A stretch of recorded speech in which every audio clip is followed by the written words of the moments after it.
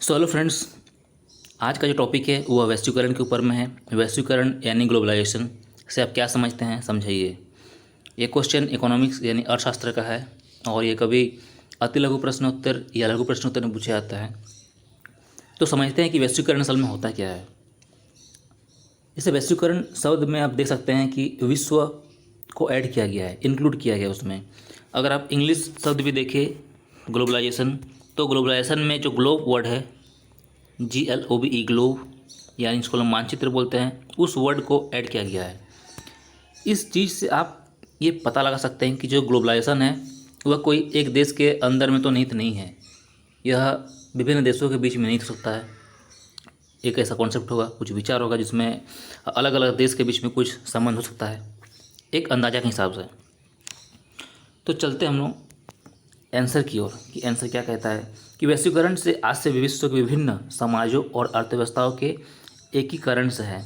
तो ये वैश्वीकरण का असली मतलब होता है, उसका मीनिंग होता है, वो क्या होता है, जो विश्व के अलग अलग देश हैं या अलग अलग समाज है और जो अर्थव्यवस्था है उस देश का अर्थव्यवस्था उसके एकीकरण से है, उनके इंटीग्रेशन से है। तो असल में जो ग्लोबलाइजेशन है एक प्रोसेस है। कैसा प्रोसेस है? Interaction and integration among people, companies and government world wide, जिसमें लोग, कंपनियां और सरकारें इंटीग्रेट होती है, इकट्ठा होती है, आपस में इंटरेक्ट करती है। तो इस तरह की प्रक्रिया को हम लोग ग्लोबलाइजेशन कहते हैं। अब ग्लोबलाइजेशन को हम लोग एक्सपोर्ट इंपोर्ट के माध्यम से समझ सकते हैं, या फिर बहुत सारे जो ऑर्गेनाइजेशंस बनते हैं ये इन्हीं सब रिश्तों के ही परिणाम स्वरूप बनते हैं। तो इसमें असल में होता क्या है, ग्लोबलाइजेशन में होता क्या है? यह उत्पाद, विचार, दृष्टिकोण, विभिन्न सांस्कृतिक पहलुओं आदि के आपसी विनिमय के परिणाम से उत्पन्न एक विचार है। इसके कारण विश्व में विभिन्न लोगों, क्षेत्रों एवं देशों के मध्य अंतर्निर्भरता में वृद्धि होती है।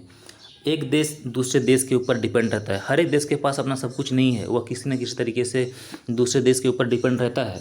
जैसे हम चाइना से बहुत सारे सामान खरीदते हैं, जैसे इलेक्ट्रॉनिक प्रोडक्ट्स हो गया, ऑर्गेनिक केमिकल्स हो गया, न्यूक्लियर मशीनरी हो गया, कंप्यूटर के पार्ट्स हो गया, कार्स हो गया, मोटरसाइकिल्स हो गया, टॉयज़ हो गया, फर्टिलाइजर्स हो गया। और उसके बदले हम क्या देते हैं चाइना को?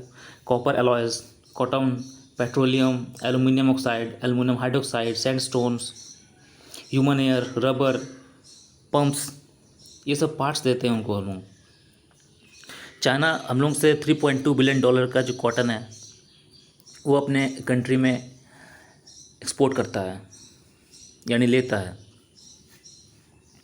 तो चीज़ समझ सकते हैं कि ये विभिन्न देशों को अलग अलग तरीके से व्यापार के माध्यम से या फिर कोई भी उत्पाद के माध्यम से, विचार के माध्यम से, दृष्टिकोण के माध्यम से इकट्ठा करता है, एकीकृत करता है। तो फ्रेंड्स, आशा करता हूँ कि आप इस टॉपिक को समझे होंगे, कुछ आपको समझा पाया होगा। धन्यवाद।